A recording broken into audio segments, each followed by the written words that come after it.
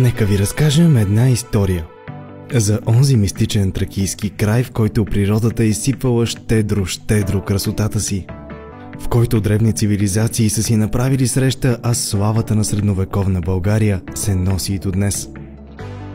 Онзи край, в който се почитат хубавите гозби, местните традиции и големите празници. Добре дошли в Ивайловград!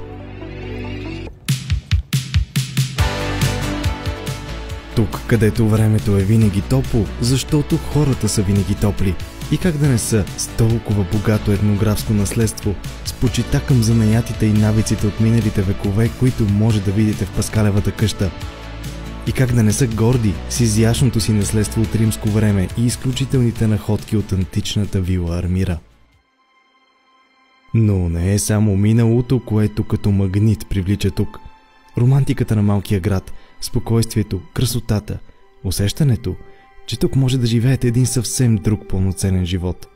Живот с време за спорт, време за близките, време за любимите неща. Като например разходка сред природата до спиращите дъха гледки над язовир Ивайловград, с безкрайните пътеки около село Ламбух и село Хухла. И как звучат само тези имена? А как ви звучи да се впуснете из хладните води на язовира с каяк, да се скриете в сенките покрай бреговете или да наблюдавате слънчевата пътека из водите? Ето това е място за влюбване.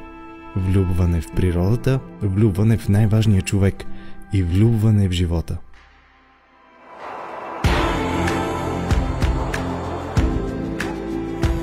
Живот на бърза скорост, живот на бавна скорост. Или живот на пешеходна скорост. А защо не живот на вкусна скорост? И как да не е вкусно, щом е местно? А как да не го помниш, когато французи ти правят чевермето? И как да не е пълно с символи, когато се учиш как да твориш кукерски костюм?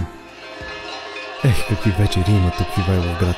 С хубави хора, с завладяваща народна музика, с хора и още хора, и още хора. Така е тук в Ивайловград. С всеки сезон все по-хубаво.